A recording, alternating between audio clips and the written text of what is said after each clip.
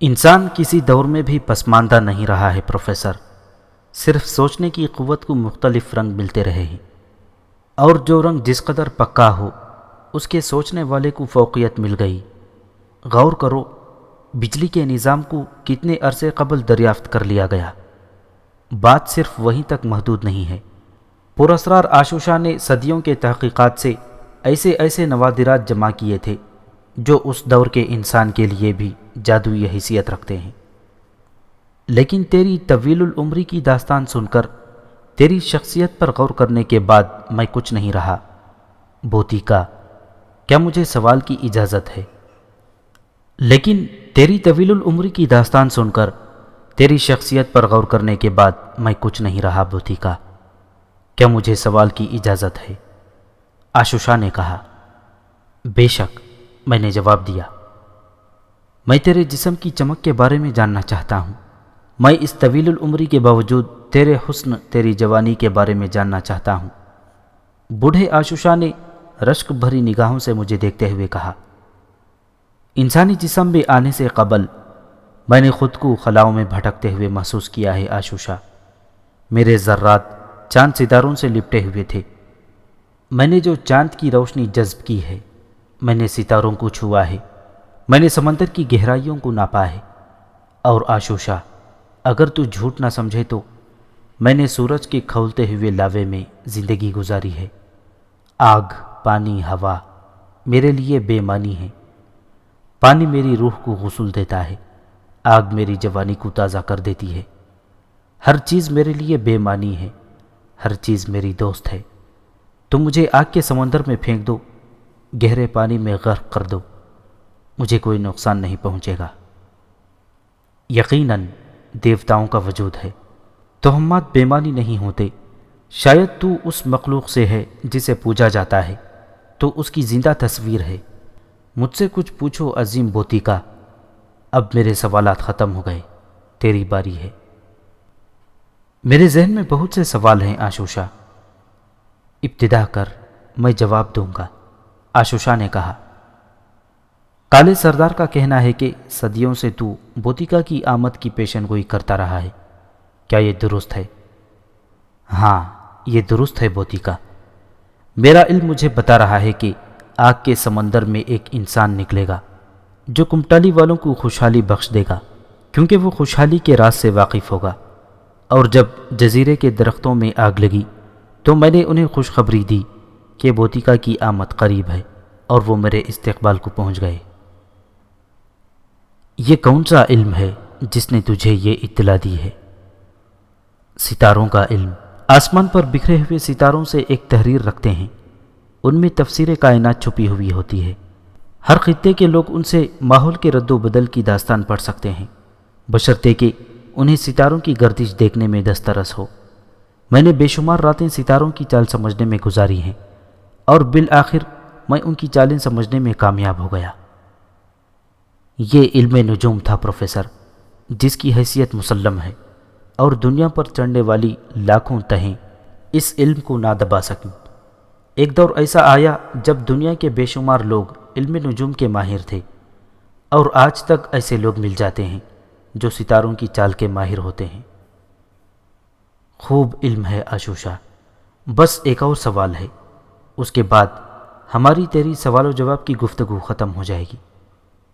ضرور، سوال کر بوتیکا، آشوشا نے مستعدی سے کہا۔ تو نے اتنی طویل عمر پائی ہے آشوشا، تو صدیوں سے ان لوگوں کے ساتھ رہا ہے، تو ان میں سے ایک ہی ہے۔ تیری ذہانت عظیم ہے، تو نے اتنے علم حاصل کیے، پھر تو نے ان لوگوں کی خوشحالی کی راہ کیوں نہیں دکھائی؟ تو نے انہیں بوتیکا کا محتاج کیوں رکھا؟ یہ تیرے لوگ تھے، یہ تیری نسل تھی۔ بھوک اور افلاس سے یہ لوگ خاتمے کے قریب ہیں، تو نے ان کی مدد کیوں نہیں کی؟ یہ سوال میری زندگی کی کمزوریاں ظاہر کرتا ہے بوتیکا، لیکن میں تجھ سے اپنی اس کوتاہی، اس خود غرضی کی معافی مانگ لوں گا۔ دراصل ابتدا میں مجھے اس طویل العمری کا احساس نہیں تھا۔ میں اپنی زندگی کو بھی دوسروں کی طرح مختصر سمجھتا تھا، لیکن اس تھوڑی سی زندگی میں میں کچھ علم حاصل کرنا چاہتا تھا۔ مجھے بچپن ہی سے اس کا شوق تھا، میں نے ان کی طرف توجہ نہیں دی۔ کیونکہ میں خود کو ان سے الگ سمجھتا تھا۔ پھر مجھے طویل عمر مل گئی اور میری تحقیقی حس بڑھ گئی۔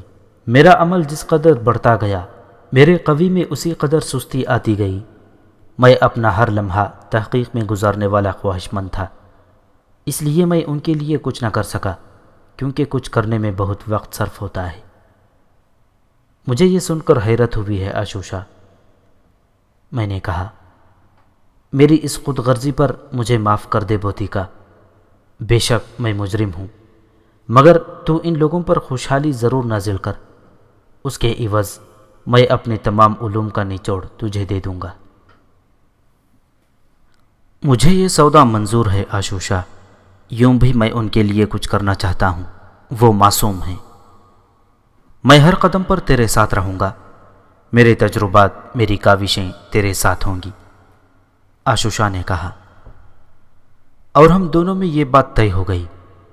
میں اس عالم و فاضل انسان سے کچھ سیکھنے کا خواہش مند تھا، اور میں بتا چکا ہوں پروفیسر کہ وہ میرا پہلا استاد تھا جس نے مجھے بہت کچھ دیا۔ آشوشا نے اپنے خادموں کو بلایا، انہیں ہدایت دی کہ وہ بستی والوں کو خوشخبری سنا دیں۔ ان سے کہہ دیں کہ آشوشا اور بوتیکا کی گفتگو مکمل ہو گئی ہے، وہ لوگ آبشار کے سامنے والے میدان میں جمع ہو جائیں، آشوشا انہیں خوشخبری دے گا۔ خادم چلے گئے اور آشوشا میری خاطر مدارت کرنے لگا۔ ہم دونوں میں کچھ اور شرائط طے ہونے لگیں۔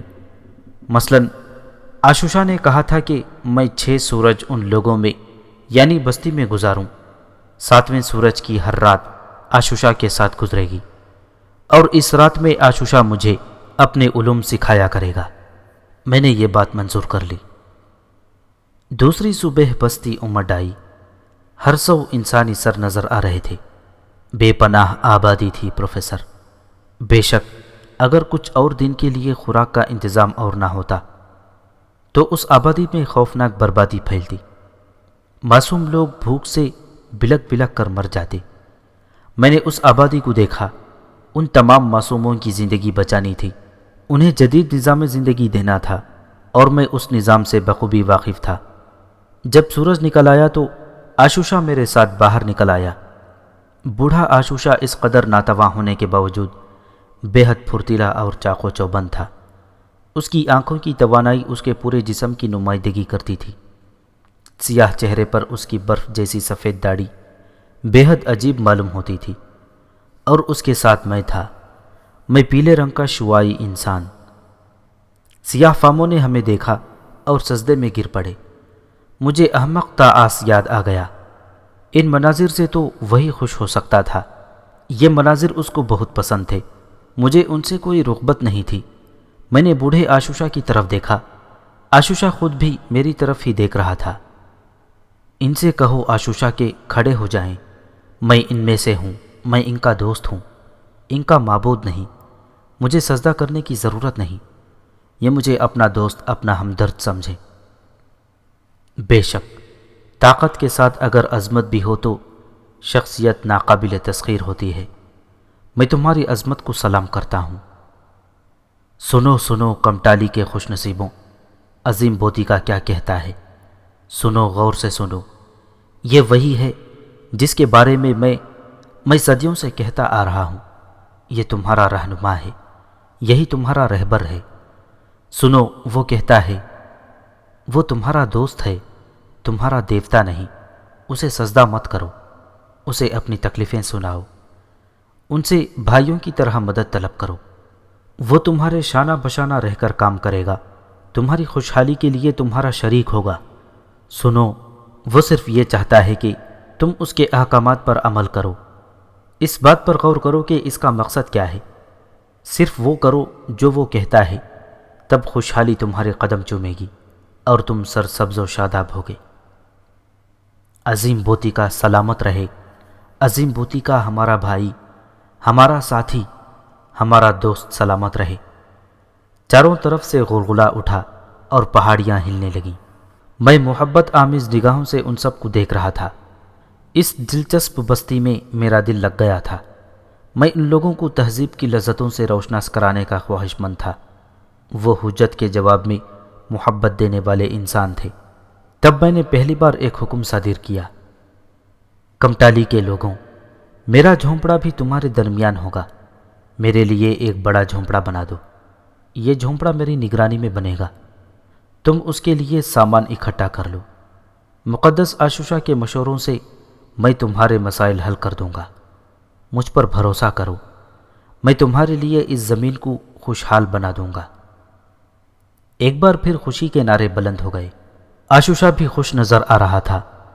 پھر اس نے کہا، جاؤ بوتیکا کے کہنے پر عمل کرو، اور لاکھوں انسانوں کا سمندر منتشر ہونے لگا۔ تب عاشوشا نے میرے کندھے پر ہاتھ رکھا، میری بستی کے نجات دہندہ، میرے دوست، جاؤ ان کے لیے کام کرو۔ 7ویں چاند کی رات میں اسی چٹان پر تمہارا انتظار کروں گا۔ ٹھیک ہے عاشوشا، لیکن مجھے تمہاری مدد کی ضرورت ہے۔ بتاؤ میرے دوست، تمہیں کیا چاہیے؟ عاشوشا نے پوچھا۔ غضب کا قیافہ شناس تھا یہ شخص، جس کا اندازہ مجھے بارہا ہوا۔ صرف عضلات کی کھنچاوٹ سے وہ پتہ لگا لیتا تھا کہ مقابل کیا سوچ رہا ہے۔ مجھے وہ دھات چاہیے جس سے تو نے روشنی پیدا کی ہے۔ اوہ، اس کا بڑا ذخیرہ میرے پاس موجود ہے، بستی کے لوگوں کو بھیج دے، میں ذخیرہ تیرے پاس منتقل کر دوں گا۔ بس ٹھیک ہے، میں نے کہا، اور بوڑھے عاشوشا نے میری پیشانی کو بوسہ دیا۔ تب میں پہاڑ سے اترا اور بستی کی طرف چل دیا۔ بہت سے لوگ راستے میں میرے ساتھ ہو لیے۔ وہ اپنی لکڑی کے نوکدار ہتھیار جھکائے میرے پیچھے احترام سے چل رہے تھے۔ ان کے ساتھ میں بستی میں داخل ہوا۔ یہاں میں نے ایک دلچسپ منظر دیکھا۔ ایک کھلے میدان میں درختوں اور جھاڑ جھنکاڑوں کا انبار لگا دیا گیا تھا۔ بے شمار لوگ لکڑیاں اور دوسری چیزیں لیے چلے آ رہے تھے۔ میں نے دونوں ہاتھ اٹھائے اور انہیں مزید لکڑیاں لانے سے منع کیا۔ تب وہ رک گئے اور سردار میرے نزدیک پہنچ گیا۔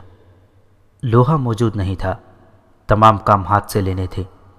میں نے انہیں زمین پر لکیریں کھینچ کر بتایا کہ میرا جھونپڑا کس طرح بنے گا۔ سردار غور سے اسے دیکھ رہا تھا، اور پھر اس نے دوسرے کچھ لوگوں کو بلا کر وہ نقشہ دکھایا۔ سب حیران رہ گئے۔ بہرحال کام شروع ہو گیا۔ بے شمار لوگ تھے جو کام کر رہے تھے۔ سردار مجھ سے پوچھ پوچھ کر انہیں ہدایات دے رہا تھا، اور وہ پوری خوش دلی سے کام کر رہے تھے۔ جو کام دل و جان سے کیا جائے اس کے بگڑنے کا سوال ہی پیدا نہیں ہوتا۔ عظیم الشان کرول پلک جھپکتے تیار ہو گیا، اور جب کرول تیار ہو گیا تو سردار اور دوسرے لوگوں نے اسے حیرت و تعجب سے دیکھا۔ بے شک یہ بوتیکا کا کرول ہے، سردار نے تعریفی لہجے میں کہا۔ کچھ عرصے بعد تمہارے کرول بھی ایسے ہی ہوں گے۔ اپنے لوگوں سے کہو واپس جائیں۔ آج ہی میں بہت سے احکامات دوں گا، اور تم چند نوجوانوں کو عاشوشا کے پاس بھیج دو۔ میں نے عاشوشا سے جو چیز مانگی ہے اسے لے آئیں۔ میرے منہ سے نکلا۔ تعمیل ہوئی اور تھوڑی دیر بعد لوہے کا ایک بڑا ذخیرہ میرے کرول کے صحن میں ڈھیر تھا۔ تب میں نے نقشوں کی مدد سے زمین میں گڑھے کھود کر بھٹیاں تیار کرائیں اور سردار کو دوسرا حکم دیا۔ قوی ہیکل جوان یہ کام سوچے سمجھے بغیر نہایت دلچسپی سے کر رہے تھے۔ نوکدار پتھروں سے مٹی کھودی جا رہی تھی۔ فی الحال انہی پتھروں سے کام لیا جا رہا تھا۔ سمندر کے پانی سے گارا بنایا گیا، اور رات ہونے تک بہت سی بھٹیاں تیار ہو گئیں۔ اب مجھے ان بھٹیوں کے خشک ہو جانے کا انتظار تھا۔ چنانچہ میں نے سردار اور دوسرے لوگوں کو آرام کرنے کے لیے کہا، اور وہ سب چلے گئے۔ لیکن چند سیاہ فام رضاکارانہ طور پر میرے کرول کے گرد پہرا دینے کے لیے رک گئے تھے۔ فی الحال ان لوگوں کو صرف اپنے وسائل سے کام لینا تھا۔ بہرحال کام شروع کرنے کے لیے تھوڑا بہت وقت درکار تھا۔ نرم سمندری گھاس کے بستر پر لیٹا ہوا میں ان لوگوں کے بارے میں سوچ رہا تھا۔ میرے دل میں ایک انوکھی امنگ تھی۔ اتنی دلچسپی مجھے کبھی محسوس نہیں ہوئی تھی۔ حالانکہ میں نے دوسروں کے لیے بہت کچھ کیا تھا، لیکن ان سادہ اور معصوم لوگوں کے لیے میرے تاثرات ایسے ہی تھے جیسے ایک مشفق باپ کے اپنی اولاد کے لیے ہوتے ہیں۔ میں ان لوگوں کو ایسا سمجھ رہا تھا جیسے وہ معصوم بچے ہوں، ان کے پاؤں کمزور ہوں، اور میں انہیں دنیا دکھانے کی تیاریاں کر رہا ہوں۔ نہ جانے کب تک میں ان کے بارے میں پروگرام بناتا رہا۔ مجھے صبح ہونے کا انتظار تھا۔ میں چاہتا تھا کہ جلد صبح ہو جائے اور میں کام شروع کرا دوں۔ پھر مجھے بوڑھے آشوشا کی شخصیت یاد آ گئی۔ ان لوگوں کو پسماندہ رکھ کر آشوشا نے ایک جرم کیا تھا۔ اگر وہ بذات خود ان کے لیے کام کرتا تو آج یہ بھی شاندار انسانوں کی سی زندگی بسر کر رہے ہوتے، لیکن عجیب تھا، وہ اپنے علوم میں اس قدر مگن تھا کہ صدیاں گزرنے پر بھی وہ کسی دوسرے کا انتظار کر رہا تھا۔ بہرحال دل سے میں اس کے علوم کا قائل تھا۔ میں تو اتفاق سے ادھر آ نکلا تھا، ورنہ سمندر کی اس آگ کو نظر انداز کر کے میں آگے بھی بڑھ سکتا تھا، لیکن اس کے علم نے بتایا تھا کہ میں ضرور آؤں گا اور آگ سے برآمد ہوں گا۔ ستاروں کا علم بھی عجیب تھا۔ بہرحال میں اس بوڑھے سے کچھ سیکھنا چاہتا تھا اور اس کے عوض میں اس کی بستی کو خوشحال بنانے کے لیے تیار تھا۔ میں نے آنکھیں بند کر کے ذہن خالی کر دیا۔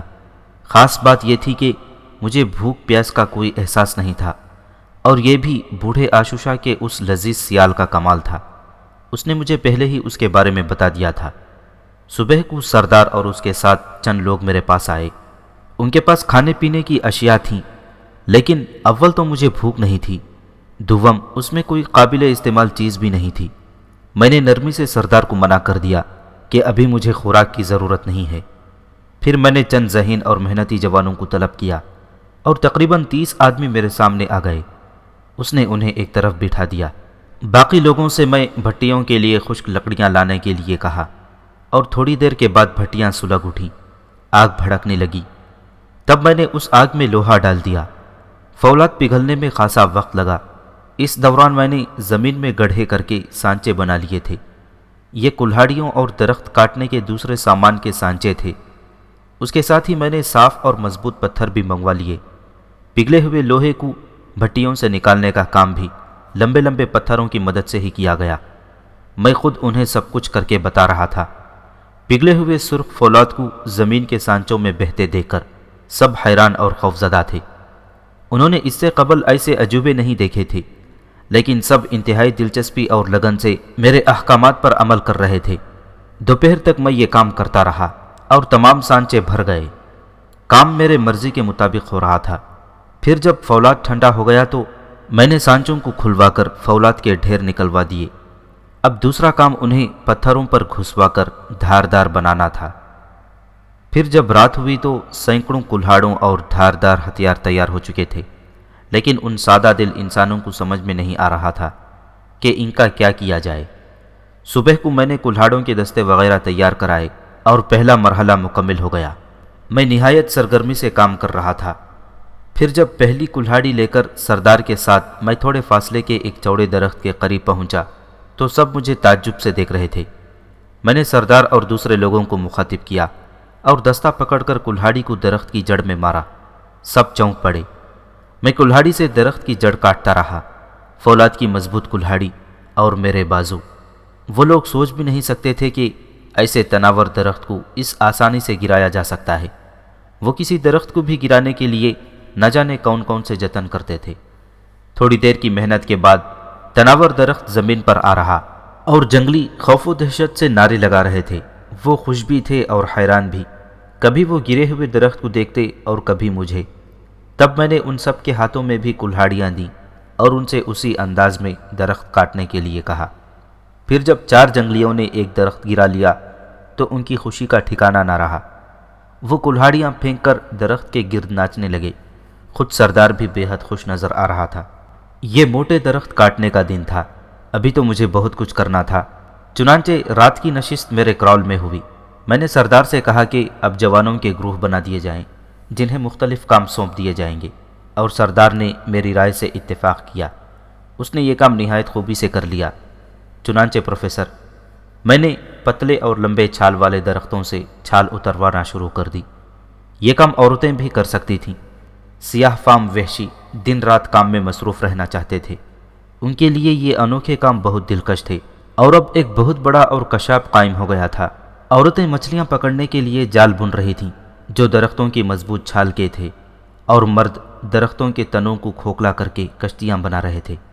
یہ کام کا 5واں دن تھا اور بے شمار کشتیاں اور جال تیار تھے، لیکن ان لوگوں کی سمجھ میں بھی نہیں آیا تھا کہ ان سب کا ہوگا کیا۔ 5ویں دن کی دوپہر کے بعد میں نے ایک بڑی کشتی پانی میں اتروائی۔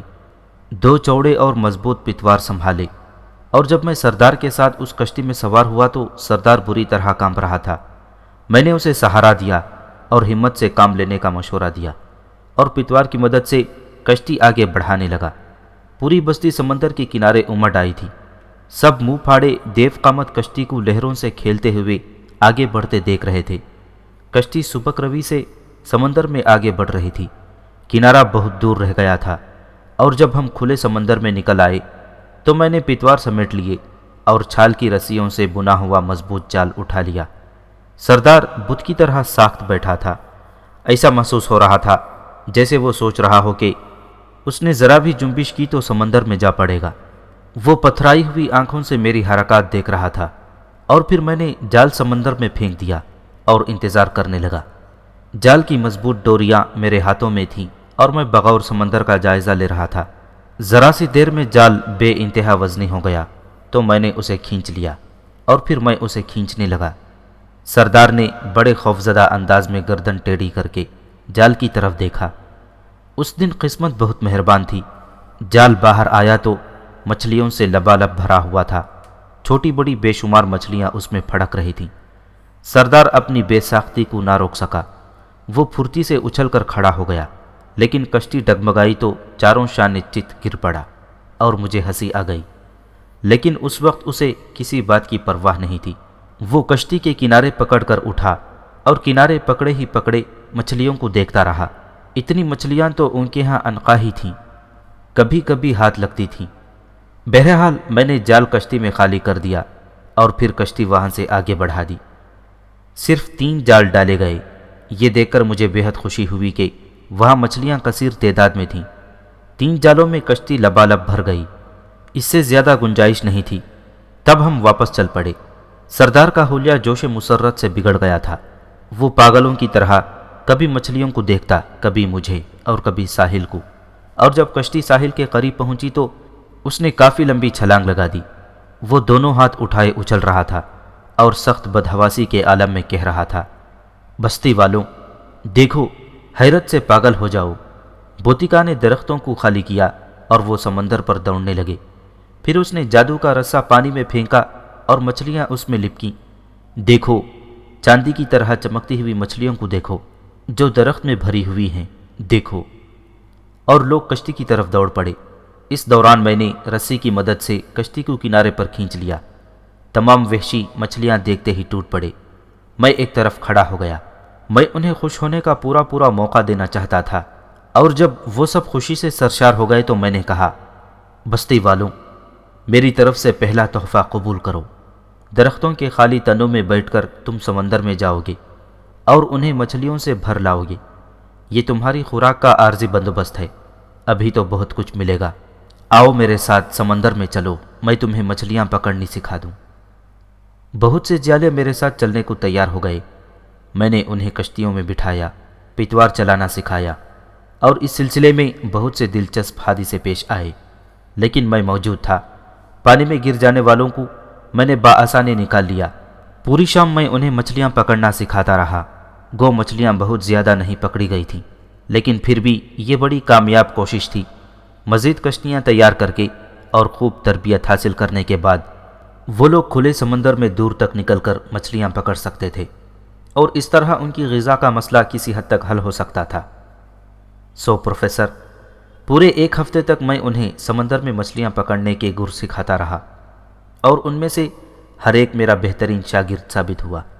وہ لوگ اب خود درختوں کے تنے کاٹ کر ان کی کشتیاں بنا لیتے تھے، اور پھر میرے سکھائے ہوئے لوگ انہیں بھی مچھلیاں پکڑنا سکھا دیتے۔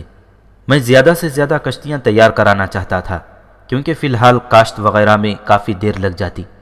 مچھلیاں انہیں وقتی سہارا دے سکتی تھیں۔ چنانچہ اب بستی کا ہر فرد کشتی بناتا نظر آتا، اور دوسرے لوگ اسے کشتی رانی کی تربیت دیتے۔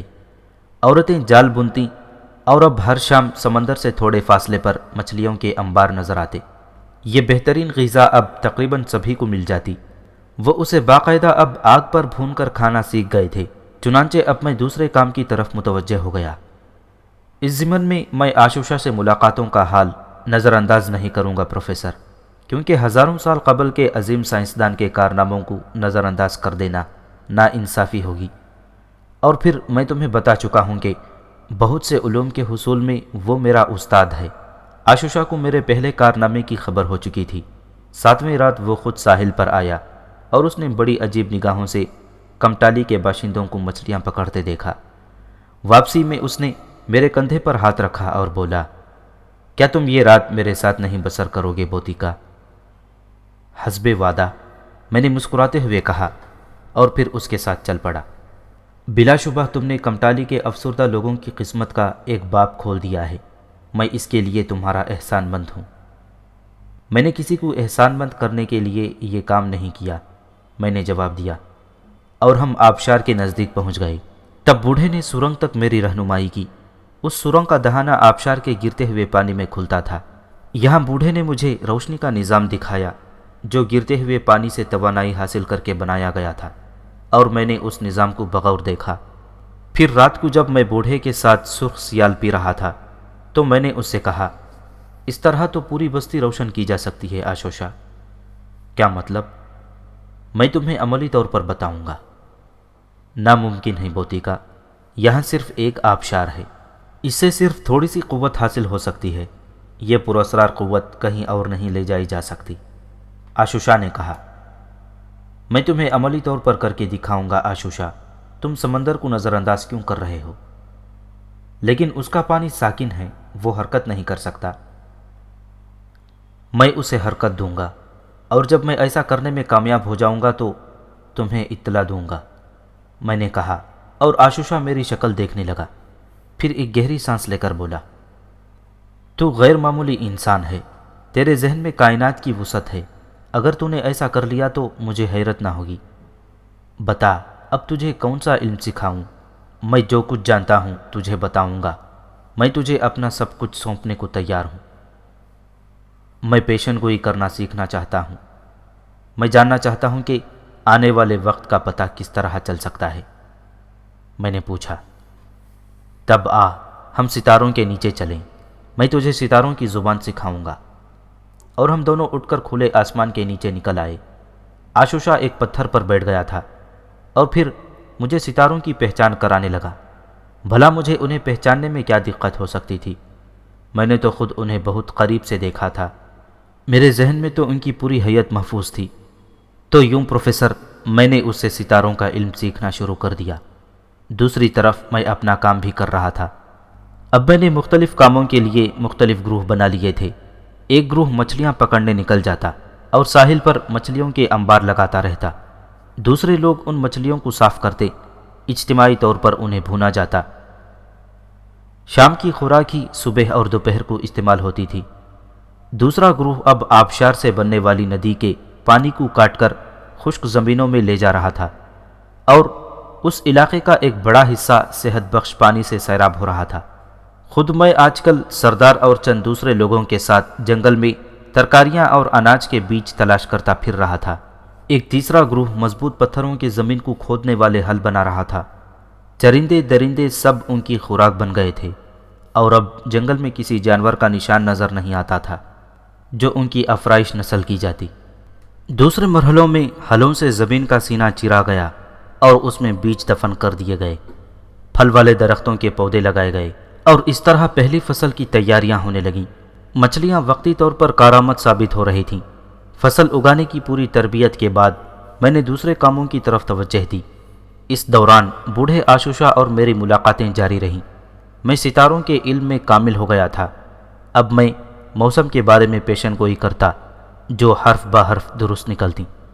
میں نے ستاروں کے علم سے بہت سے تجربے کیے جو مکمل طور پر کامیاب ہوئے۔ بوڑھے عاشوشا کی شخصیت کے پردے آہستہ آہستہ چاک ہو رہے تھے۔ اس نے مجھے علم القیافہ کے بارے میں بتایا، جس کا اس وقت کوئی نام نہیں تھا۔ تمام علوم کو جادو سے تعبیر کیا جاتا تھا۔ یہ ایسی ہی ایک رات کی بات تھی۔ یہاں ان وحشیوں میں رہتے ہوئے طویل عرصہ گزر گیا تھا۔ اس دوران میں عورت سے بالکل دور تھا، خاص طور سے ضرورت محسوس نہیں کی تھی۔ ہاں، کبھی کبھی کسی نوخیز لڑکی کے برہنہ جسم کو دیکھ کر ذہن میں سنسنی دوڑ جاتی تھی۔ ابھی تک میں ان کے لیے لباس کا بندوبست نہیں کر سکا تھا، تاہم میں نے ایسی چیزیں کاشت ضرور کرا دی تھیں جن سے لباس تیار ہو سکتا تھا۔ اس شام بھی جب میں عاشوشا کے پاس جا رہا تھا پہاڑی کے دامن میں میں نے ایک نوجوان جوڑے کو دیکھا جو بے فکری سے ایک دوسرے میں مگن تھا۔ حسب معمول یہاں بھی میں ایک مقدس حیثیت رکھتا تھا، اس لیے خود کو لیے دیے رکھنا پڑتا تھا۔ میں وہاں نہ رکا، لیکن دل میں ایک ہلچل مچ گئی تھی۔ میں ان سیاہ فام لڑکیوں کے بارے میں سوچ رہا تھا جن کے رنگ سیاہ ہوتے تھے، خد و خال بھی جاذب نگاہ نہ ہوتے، لیکن جسم بے حد حسین ہوتے۔ کیا ان میں سے کوئی لڑکی مجھے نہیں مل سکے گی؟ ظاہر ہے یہ لوگ خود تو ایسی بات سوچ نہیں سکتے، پھر میں کیا کروں؟ کس طرح اپنی اس ضرورت کا اظہار کروں؟ کوئی ترکیب سمجھ میں نہیں آئی۔ پہاڑوں کے پراسرار غار میں آشوشا میرا منتظر تھا۔ بوڑھی لیکن گہری سرخ نگاہوں سے اس نے مجھے دیکھا اور آشوشا اپنے لاغر بدن کے ساتھ کھڑا ہو گیا۔ خوش آمدید بوتیکا، میں تمہارا انتظار کر رہا تھا۔ آج کس موضوع پر گفتگو ہوگی آشوشا؟ آج میں تم سے گزرے ہوئے دور کی داستانیں معلوم کروں گا، تمہاری زندگی کے وہ حصے زیر بحث لاؤں گا جو ابھی تک میری نگاہوں سے پوشیدہ ہیں۔ میری زندگی تو صدیوں کی طویل داستان ہے آشوشا، جس باب کو شروع کر دوں ختم ہونا مشکل ہوگا۔ مجھے احساس ہے، آشوشا نے عجیب سے انداز میں کہا اور میری شکل دیکھنے لگا۔ اچانک اس کے ہونٹوں پر مسکراہٹ پیدا ہو گئی اور اس نے کہا، میں صرف چند باتیں معلوم کروں گا۔ پوچھو۔ اس طویل زندگی میں تم کبھی اکتاہٹ کا شکار نہیں ہوئے؟ اس کی سب سے بڑی وجہ یہ ہے کہ میں نے خود پر جمود نہیں طاری ہونے دیا۔ میں متحرک رہا، ایک جگہ سے دوسری جگہ، نت نئے کام، نت نئے ہنگامے۔ تاہم کبھی کبھی مجھے طویل نیند کی ضرورت محسوس ہوتی ہے۔ طویل نیند؟ اس سے کیا مراد ہے؟ اس نے پوچھا۔ جب میں تھک جاتا ہوں آشوشا تو پھر صدیوں کے لیے سو جاتا ہوں اور وقت آگے بڑھ جاتا ہے، اور جب میں نئے وقت میں آنکھ کھولتا ہوں تو ماحول بدل چکا ہوتا ہے اور نئے ماحول کی دلچسپیاں مجھے خود میں گم کر لیتی ہیں۔ اوہ، بہت عمدہ، بہت عمدہ۔ وہ دلچسپی سے آگے بڑھ آیا۔ خوب بات بتائی تم نے۔ بلا شک اگر زندگی طویل ہو تو یوں فطرت کا جمود ٹوٹ جاتا ہے، لیکن جوان، میرے عظیم دوست، مقدس بوتیکا، طویل نیند کے دوران تم اپنے جسم کو کس طرح محفوظ رکھتے ہو؟ میں نے کبھی اس کی ضرورت محسوس نہیں کی۔ میں نے جاگنے کے بعد خود کو ہمیشہ یکساں پایا، میں نے کہا، اور اسے اپنی طویل نیند کی کہانی سنائی۔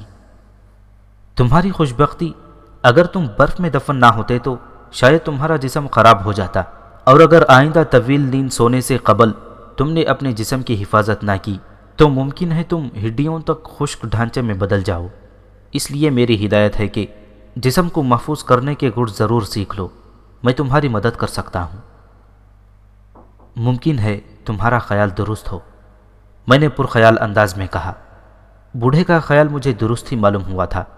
ہوا اور پانی کی نمی کی غیر موجودگی سے جسم خراب ہو سکتا ہے۔ ممکن ہے میں کسی نیند سے جاگتا تو میرا جسم بھی گل چکا ہوتا۔ میں نے اس سلسلے میں کچھ کرنے کا فیصلہ کر لیا۔ اس کے علاوہ، بوڑھے نے پرخیال انداز میں کہا، تمہیں آنے والے دور کا تعین کر کے سونا چاہیے۔ تم انسانی خیال کا تجزیہ کرو تو اس سے تم آئندہ ادوار میں انسان کی ذہنی ارتقاء کا تعین کر سکتے ہو۔ اس کے رجحان سے اس کے انداز فکر کا پتہ لگا سکتے ہو، اور اس طرح تم جب سو کر اٹھو گے تو تمہیں اندازہ ہو جائے گا کہ انسان ترقی کی کتنی منزلیں طے کر چکا ہے۔ اور پروفیسر، یہ خیال میرے ذہن میں ایک پسماندہ قبیلے کے پراسرار بوڑھے آشوشا نے پیدا کیا تھا۔ وہ شخص مجھے اس کے لیے صحیح راستے نہیں بتا سکتا، لیکن مجھے راستوں کی تلاش بھی نہیں تھی۔ میرے لیے تو بس یہ سوچ کافی تھی۔ میں سوچتا رہا، دوسری بار جاگا تب بھی سوچتا رہا اور کام کرتا رہا، یہاں تک کہ میں اس قابل ہو گیا کہ آج تمہارے سامنے ہوں۔